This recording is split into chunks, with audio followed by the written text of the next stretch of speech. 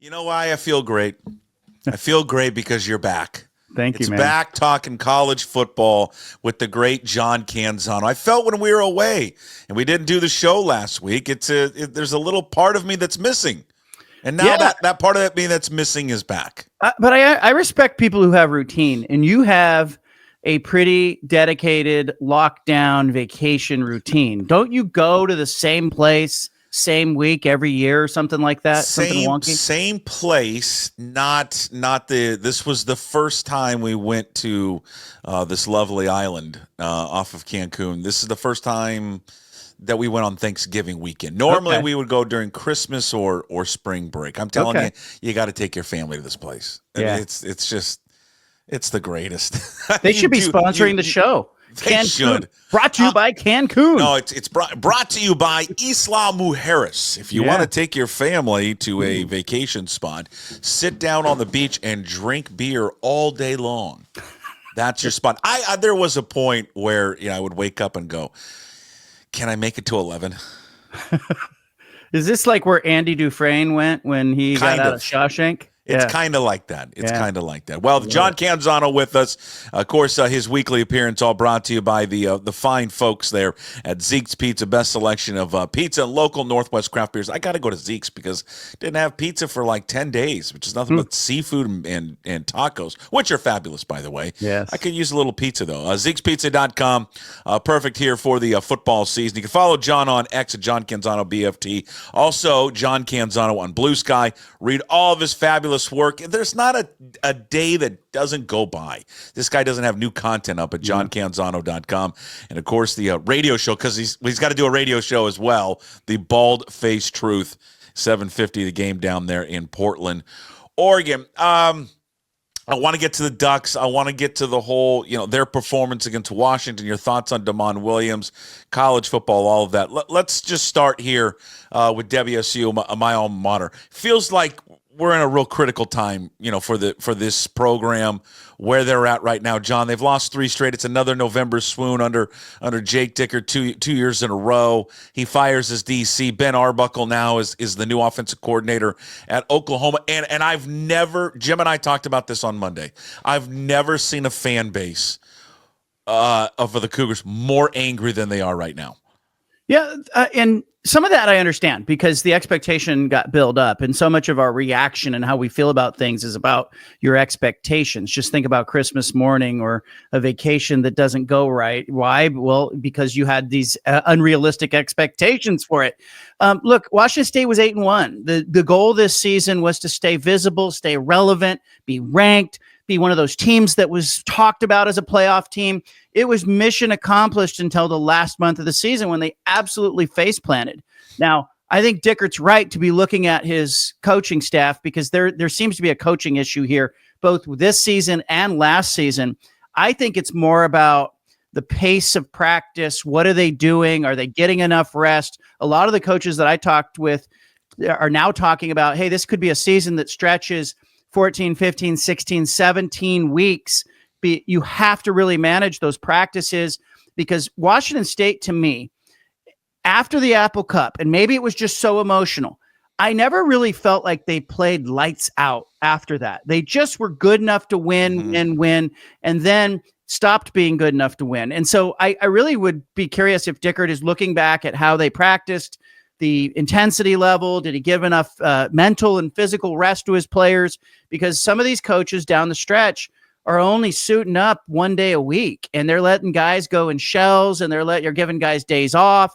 That maintenance thing for college football has become a big thing, and the coaches are managing practices different than they used to. So I wonder what Washington State was doing.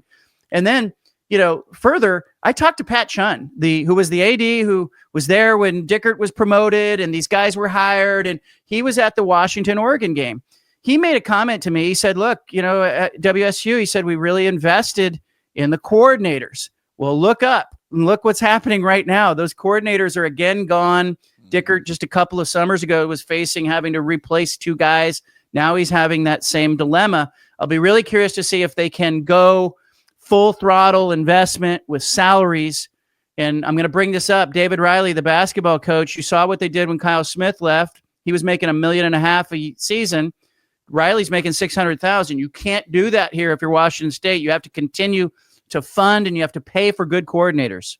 And what if they can they though? I mean, I guess you always can, but will the Board of Regents, who's going to slash the budget and wants to slash the budget, it's on the docket. You wrote about it. Will they be willing to do it? I mean, I think that's one of the biggest questions. Can they pay two coordinators enough money and to be attractive for that job in that school? Well, that money was budgeted, right? And so here's where Ann McCoy really gets to go be the athletic director. She's got to bang the drum, and she's got to be the champion for that program and say, hey, look, if we don't invest in football, if you don't get this as a Board of Regents, if we don't invest in football, you're not going to get a return on that investment. And this is a very important juncture for Washington State because, they trimmed $11 million off the budget, and they did a lot of that with coaching salaries in the last cycle. But that money is baked into the budget right now. And, the Regents didn't anticipate the coordinators were going to be gone and there were going to have to be new hires. So if I'm Ann McCoy, I am holding the line there and saying we have to be able to go back and spend the same amount of money and get good coordinators and get Jake Dickert what he needs, because Washington State and Oregon State, when they hit the ground running in the new Pac-12 in 2026, they're going to be ahead of most of those other schools because they've got better facilities and they're investing at a higher level, $80 million plus in these budgets that they're spending. These Mountain West schools that are coming in are spending 45, 50, 55, 60. So you've got a huge head start. But if you start cutting, pretty soon you start to look like Fresno State. You start to look more like Utah State. And you can't have that. You have to get ahead, stay ahead in this business. What would you advise him to do? I don't, in the 15,000 articles that you write at johncanzano.com, I don't know which one this was in, if it was in the mailbag or just other questions you were answering. But I loved your idea and your suggestion for Trent Bray. Yeah, at Oregon State. And I talked about this yesterday as well. I would love for Jake Dickert, along those lines that you wrote about with Trent Bray, to find someone who's already been through the fire. An ex-coach, maybe he's been fired, maybe they've been relegated now to being just a coordinator. But I think the issue with him in the last, since he's taken over, and it's only been 3 years, is I think because he's a first-year guy. He's 41. He's never had to lead a program until this one.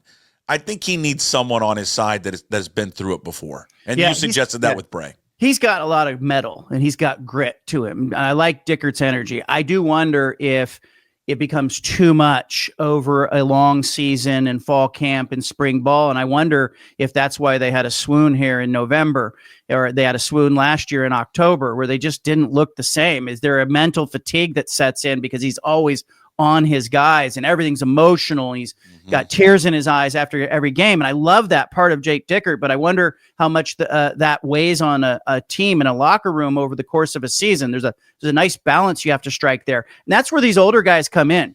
You've seen coaches over the years like Dennis Erickson and Mike Riley and others who will become part of a staff, and they're just there to be a mentor. They're there to be a consultant or an advisor to the head coach. I think Trent Bray at Oregon State, he's a defensive-minded guy. I look at his staff. They're all young. They're young guys. They've got a lot of energy. But what he needs is somebody who's had to delegate jobs and authority, somebody who's made mistakes, walked through the fire, as you said. And so I look at a guy like Brady Hoke, who is off a job at San Diego State. He's not doing anything. He's not looking to be a head coach again. But that's a guy you could bring in. If I'm Trent Bray, I'm calling Brady Hoke and saying, hey, come on.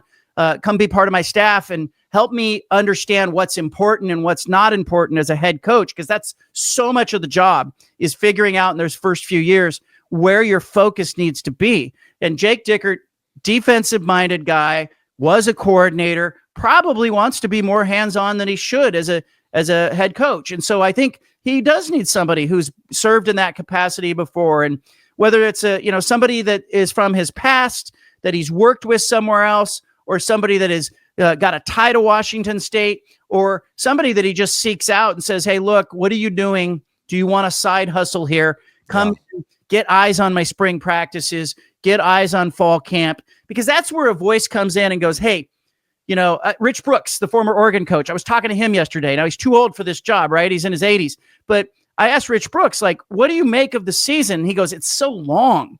He says this college season didn't used to be like this. It was a 10-week season. They had a month of fall camp and it was over. And then it was a bowl game. He said now they're looking at some of these teams are going to play 16 or 17 games. It starts in the spring. The spring's long. The fall is long. The summer's long. There's no time off. And so he really talked about wanting to manage that time. And I wonder if that's where somebody taps Jake Dickert on the shoulder and goes, hey, I'm seeing something here that I can help you with.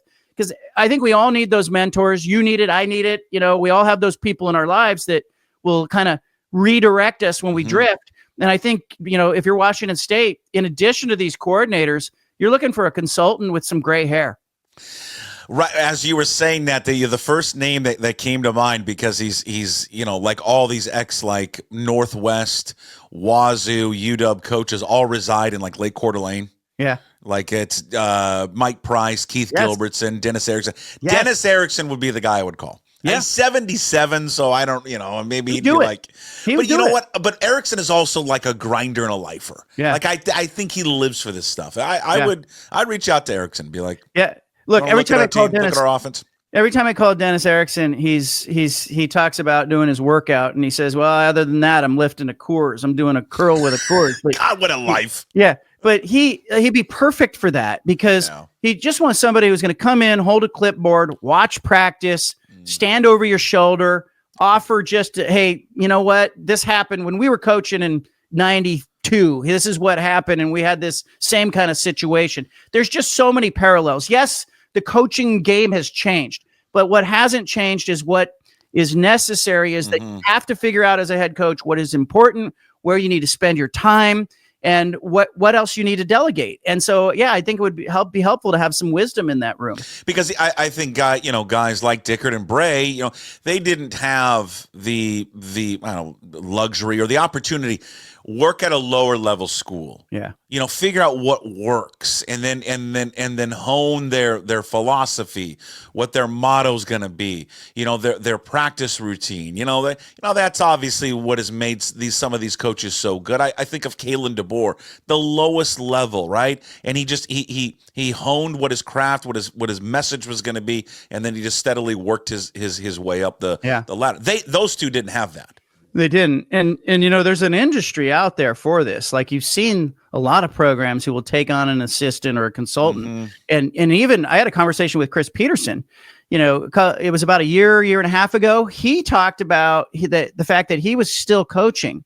He was coaching coaches. So he was spending some of his free time giving some advice to some of the guys that were in his coaching tree and getting on the phone with them or maybe coming to a practice. And I really suspected at the time that Jonathan Smith at Oregon State was in touch with Chris Peterson and was still, siphoning off some of that wisdom. You need that. And if you're Jake Dickert and you don't seek that out, then you're a fool. And I think he's smart enough to know that this is I also think he could sell his program as a little bit of a stepping stone, even though that's not what you want to be viewed as, but you can sell that because Ben Arbuckle was driving Uber Eats like 2 years ago. Now he's calling plays at Oklahoma, but he needed to go to Pullman to do that. So be comfortable being kind of the place where young guys that have great ideas can come, and you can be that petri dish for coaching. And I think you can do really well with that mindset. Do you think this leads to some of the distraction of the team? I mean, maybe I don't know if Washington State's an isolated event, but if Ben Arbuckle clearly has now already been introduced, I mean, it came out yesterday in the afternoon, and then 2 hours later, Oklahoma makes it official. Obviously, he'd been talking to Oklahoma for quite some time. Who knows how long he'd been talking to Oklahoma, but obviously it just didn't transpire yesterday. Do you think that leads into some of the late season collapse by the football team? And is it for all programs, you want everybody to take the next step, right? Everybody.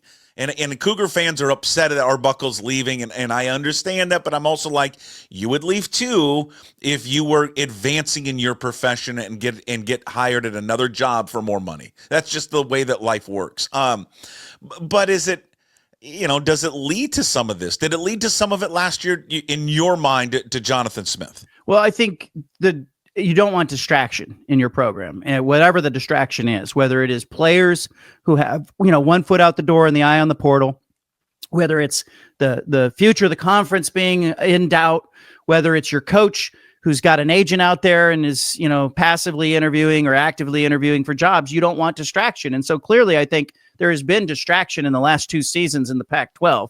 It's rumbling behind the scenes. Then you've got, sort of the Dickert, is he leaving last season thing that happens in October. They just were not the same team. And I felt like, last season, Oregon State really got hurt by the fact that Washington State was locked in when they played. And then suddenly a month later, Washington State was a mess.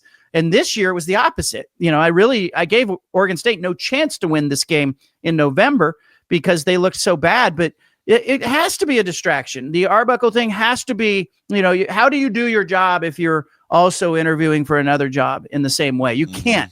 But I think it's true. It's human nature. It's true of players. It's true of coaches. I want to, because it's happened in back-to-back seasons, I want to know more about how Washington State practices. I want to know, in September and October, are they going full throttle at every practice? Are they easing back like some of the other schools that look fresh now? The programs, to me, not just Washington State, several programs look tired to me at the end of the year. Oregon looked tired to me before they got the bye week, and then they went into the Washington game. They were weary. They were on fumes. I think that coaches are pushing more. I think the season's longer.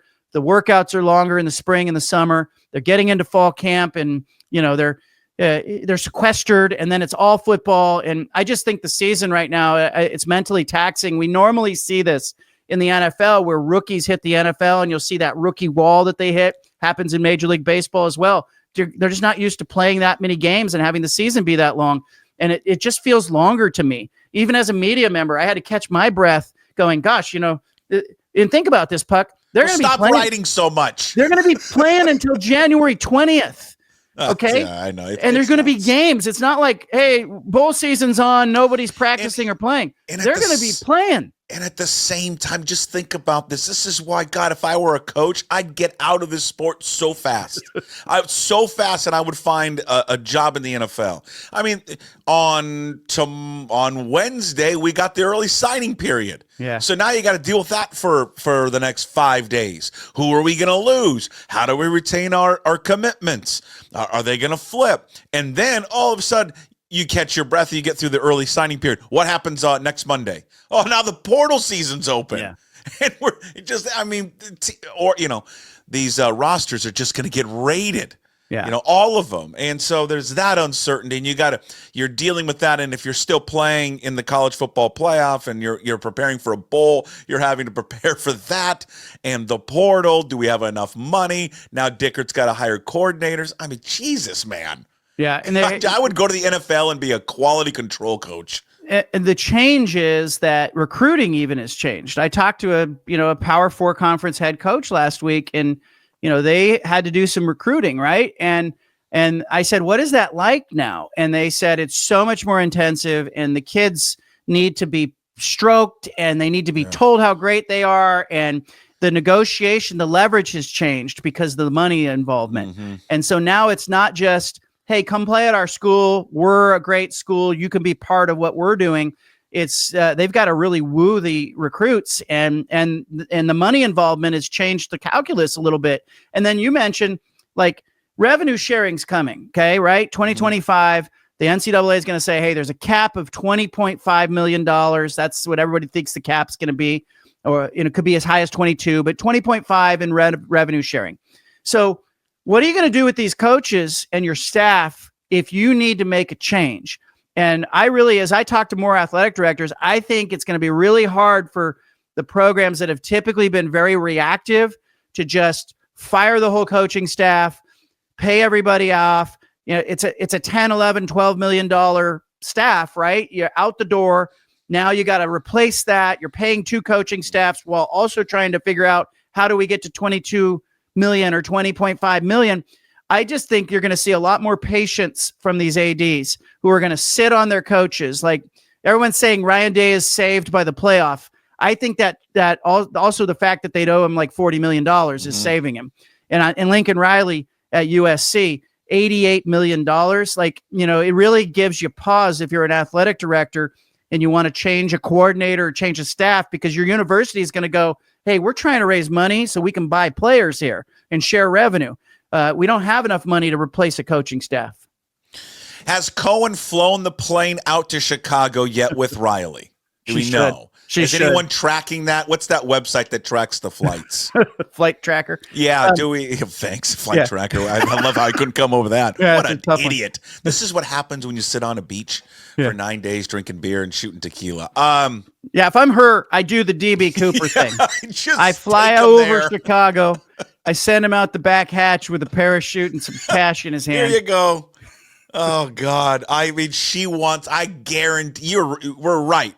She wants him to take that job so bad. Yeah. God, do a favor. And for him, if you're Lincoln Riley, maybe you're looking up and you're going, I can't win here. And I can't win in the Big Ten against Oregon, Ohio State, Penn State. That's what he's facing. And, I think too, if you're Jonathan Smith, he jumped too soon to that Michigan State job. He would have been at UCLA or he'd have been at Washington. We all know that. I mean, the coaches last year, I think, were a little too reactive and nervous. And now I think you're going to see an abundance of patience from those schools. I want to move over to Oregon and UW here in a quick second. One last thing on the Wazoo situation. What do you think Johnny Mateer does? I think he's probably gone, and I just don't think that Washington State can pay him what others are going to pay him. It's not what I want. It's not what you want. It's not what Washington State fans want. And one thing though that gives me pause, and maybe I'm a sucker for thinking this. When I talked to him, and I know you talked to him as well. When I talked to him, he mentioned and he brought up unsolicited the fact that he felt so appreciative, so deeply appreciative of people in Pullman and at Washington State who believed in him and who brought him in when nobody else offered. And this goes back to Jake Dickert's recruiting philosophy, which I think is brilliant. He's recruiting high school kids when nobody else is recruiting high school kids anymore. He has gone all in with his classes. I think he was like 25 of the 28 signees last time were high school kids. And with the philosophy of, hey, I'm going to lose some of these guys, but at least I have a shot to retain him. And that's the position he's put himself in with John Mateer and Wayshawn Parker. And that is a smart place to be if you're Jake Dickert, because at least you have a puncher's chance to either get buy-in from the collective, which I think is really stressed out right now between basketball and football, or you have a little bit of a loyalty tug. And Boise State kept Ashton Genty. Can Washington State do that with John Mateer? I don't know. The Texas thing scares me for Washington State. The fact that he's got roots there, and he could go to Oklahoma with Arbuckle, could end up at Texas A&M or someplace like that. But he's put himself in a wonderful position by producing. There's some rumor about Utah as well. If he goes to Utah, Whittingham is dead to me. And I love Kyle Whittingham, but he's dead. Yeah, I'll never trust him again. Yeah, I just think that. Loyalty can only go so far. And if a program comes out and offers this kid, life-changing money, million and a half, whatever the price tag is. And I don't know this, and I like John, and I don't know what his future in the NFL would be. I don't know if he's an NFL quarterback. To me, he kind of feels like Taysom Hill 2.0, and that's okay. And Taysom Hill, if that's what it is, Taysom Hill's made a ton of money in the league. So maybe he looks at this as, hey, and it's a chance for me to cash out right now. And then also I think there's an ego part of it. Hey, I wasn't recruited. You guys all missed out on me. Now I'm going to go someplace bigger. I'm going to prove everyone wrong. I did talk to one big donor at Washington State who gives to the collective. And I sort of asked, where are you guys at with Mateer? And the response I got was much what you said, that look, if it's life-changing money, nobody's going to begrudge him. Nobody's going to be mad at John Mateer for going to do what's best for John Mateer.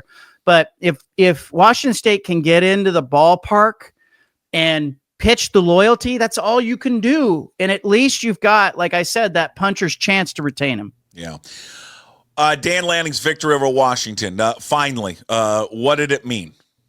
I think it meant a lot to him. I don't think he's going to say it, but there was a certain bit of satisfaction that you could see. after the game, as he was kind of talking about it, and he kind of made fun of the fact he made this joke about, all I do is think about Washington. All I do is, I wake up thinking about him. I go to sleep thinking about him, and I think about winning. Now he made a joke and he kind of smirked at the end of it. But I think down deep, it did mean something for him to finally beat Washington. Like, he needed to get that one. It would have been a catastrophic loss if he lost it.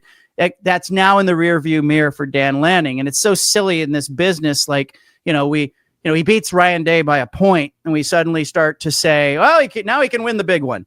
If Ohio State kicks a field goal at the end of that Oregon game, we're left going, oh, he can't win the big one.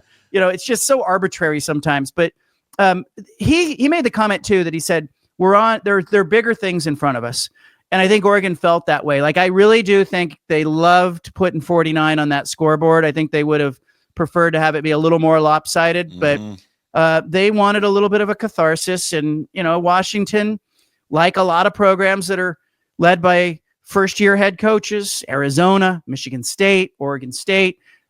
It's a tough thing. I go down on the field, Puck, and I look at the Washington players, the physicality of the Washington players standing beside the Oregon players. It's not a comparison. It's night and day. Oregon is bigger, more physical. I mean, they get off the bus and the game's over. Like, that game was won in the trenches, and 10 sacks. Damon Williams Jr. got sacked 10 times, 16 tackles for losses. I didn't look it up, but those have to be school records at Oregon. I think they just teed off on that Washington offensive line. How do you, though, if you're Jedd Fisch, who I'll be honest with you, and sorry, Cougar fans, you're going to get mad. I think he did an okay job, a better than average, job this year based on what he took over and the turnover with the roster and all that. How do you change that, though? How do you? Everyone's going to be looking for that in the portal. Yeah, and you can't recruit that, right? Offensive linemen, when you recruit them out of high school, they take 2 years, 3 years to develop to get bigger and stronger. How do you remedy that in the offseason if you're Jedd Fisch? Because that's what's standing in their way from being a better football team. 100%. And some of it's just going to come down to their NIL collective. Will the Husky fans spend? And there's a lot of competition in that Seattle market for your dollar. Yeah. It's not like Tuscaloosa. It's not like Columbus, where that's the thing. You've got the Seahawks, you've got the Mariners, you've got people trying to bring the NBA, you've got the Kraken, you have all of this splintered landscape there that creates a little bit of competition for your sponsorship dollars and your donations, right? So I think Jedd Fisch has really got to sell that Washington football is important in that market and get the collective well funded. I did mention, the first year programs, they all had the same problem. And I find it interesting that, people at Arizona are freaking out about Brent Brennan because it's the same problem. He lost size on the offensive and defensive line. Those guys are the first to leave. They're the most valuable players now. It's quarterbacks, it's offensive linemen, it's defensive tackles. Those are the first guys that teams are going to poach when your head coach leaves. So same problem. Arizona, Michigan State, Oregon State, Washington. All those coaches had the same issue. They had no size on the defensive line. They couldn't stop anybody in the run game. Well, so you tell me, though, if I'm Washington, I feel like of those schools I mentioned, you are the best positioned to recover. You've got some bells and whistles. You belong to the Big Ten Conference. Yeah. You can recruit to that. I think Fisch is doing the right thing. His coaching staff was really interesting. How all the assistants get on the elevator and they ride up to the coaching box for the game. I stepped on with him, and the security staff didn't stop me. So I was in there with those guys. They look you up and down and be like, I was kind of looking at him. But it was really awkwardly quiet. And then I broke the silence by saying, I said, what's the worst press box that you've ever been in? And because, somebody goes Arizona State and somebody else goes this one, it was like, so it was just interesting. They've got this NFL flavored assistant coaching pool. Yeah. They've got Pete Carroll and Bill Belichick hanging around at practices. Jedd's doing the right things. But the question for Washington is, what are you doing after Jedd Fisch? And you have to be thinking about that if you're the AD at Washington right now. You have to be thinking about, hey, if you don't have an alumni who is in the coaching space, and I'm really struggling with Washington to find that person who has gone on to play in the NFL and is now coaching somewhere. you don't have that tree right now because you lost Chris Peterson, and then you lost DeBoer, and Jimmy Lake was a blip, and then you just don't have that continuity. So if you're Washington, while you're doing what you're doing now, you're preparing for when Jed Fish wins 8 or 9 or 10 games and he leaves for somewhere else. You have to have that next coach ready so you don't have this happen again and have the step back. But I thought 6-6 was about as good as he was going to do, and I think Washington will get back just by virtue of the fact that they've got some advantages over those other programs that I mentioned. And the foundation of a quarterback, because that kid. Oh, that kid's a good quarterback. You can see the talent level, and this is why he should have been playing earlier in the year. Yeah, that kid is scary. Yeah, he's going to be good. Like, he is going to be a problem if Washington can keep him. He will be a problem for Oregon. He will be a problem for the Big Ten. Very talented. He is going to be a headache for defensive coordinators, because you look at the fact that he got sacked 10 times and that Oregon was in that backfield the whole rest of the game. He was under pressure. And then you look at his completion percentage and what he did. He played a very clean game. I left the stadium going, hey, good for Oregon. They got the Washington thing off their back. They're on to the conference championship game. And then my very next thought was, Damon Williams Jr. is going to be a problem. Yeah. He's a really, really good player. I just think the one thing, which, again, playing him against Oregon, I think the mistake for Fish was not playing him against UCLA. Yeah. I would have started him against UCLA, get his feet wet against that. They would have won that game no matter what, and then fire him into an Oregon. And I don't know. I mean, they're not going to win the game, but maybe it's a better performance from him. Yeah. I'll go back even further. Do they win the Apple Cup if he's at quarterback? I don't know, just because it was so early in the season. Yeah. I think if they played later in the year, probably. I would he's a difference maker. Give me him at quarterback on that final play that Washington ran. Well, yeah. I mean, of course. I mean, if you're going to run that, run that with him. How about let's finish with this. I never thought they would be in this position, but my God, Arizona State, they win this Big 12, is going to be in the college football playoff. They've got a head coach that's going to, play in beer pong on the weekends with his players, probably doing keg stands. He's freaking unbelievable. He's swearing, berating officials on the field, and what a turnaround. And we've all been saying the same thing. What happens when you awaken the sleeping giant in Arizona State? What happens? Yeah. And it appears that he's on the verge, and maybe he's already done it, but he's on the verge of doing it. Yeah, there's a lot at play there. And, look, their over-under win total at the beginning of the season was 3.5. And that was a debate, right? And so here they are sitting with 10 wins with a chance to go to the playoff. And you can tell how much it matters to Kenny Dillingham. You can say in the SEC it means more, but when he is got the vein going in his neck and he's shouting at the official, he's saying on camera, I'm one of these guys after the game. And he is one. Kenny Dillingham, it cares. It matters to him. It's more than just a job that he's doing. It's not a stepping stone. It really matters to him, and that is evident. And he's got a terrific running back in Cam Scattaboo, who's just fantastic and just epitomizes what Arizona State is. And then I'll go further. We just talked about those first-year head coaches. Dillingham's 3-9 in his first season. What happened? He got better on the defensive line, got better on the offensive line. Sam Levitt, who was pissed off at Jonathan Smith because he didn't recruit him when he's an Oregon kid, goes to Michigan State. Where'd he go first? Yeah. He's a Wazoo kid, Yeah. And he ends up now at ASU. Yeah. Levitt has been just a wonderful find. And he needed a quarterback, and so Dillingham got a QB that he can rely on, and he's just captured sort of the spirit of that region in a way that no other coach has captured that I have seen. And so I think they're also benefiting too. Let's be real. The Big 12's a mess. Okay. It's not a great conference. It's kind of milquetoast. It's, everybody's kind of the same. And I think that emotion and Dillingham's passion and the way that those kids are playing for him really puts them over the top. I think they're going to win the Big 12 championship game. I think they're going to the playoff. And wouldn't their first round game be in Glendale? They would, yeah, because they'd be a conference champion. They're probably going to be, higher than, I could see them as like a 7 or an 8 seed. It's great. And, but they're going to, the fact that they would be in a playoff, come on. It's absurd. It might rain in the middle of the summer in Scottsdale before that happens It's again. awesome, though. I mean, that's why we love sports, though. Yeah, and here's what's going to happen. These stories. They're going to beat Iowa State, and Kenny Dillingham is going to be the first guy up on that goalpost ready to tear it down. Like that's or ripping his shirt off. That's what he's going to do. John Canzano, brought to you by Zeke's Pizza. Best selection of pizzas and local Northwest craft beers. Visit Zeke'sPizza.com. Follow John on X at John Canzano BFT. He's also over there on Blue Sky. Search John Canzano. All of his work up at JohnCanzano.com. Radio show, Bald Face Truth down there in Portland, Oregon, 750 The Game. I'm sure we missed something. What do you want to promote up there on the website?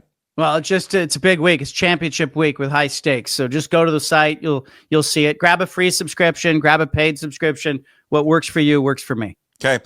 All right. In case you missed any of this episode, it will be up there later up on YouTube. Please go there and subscribe to the channel. Also on all the social or all the podcast platforms, Apple, Spotify, wherever you find your podcasts, and always one-stop shop up there at pucksports.com. John, we'll talk to you next week. Thanks, sir. Thanks, Puck.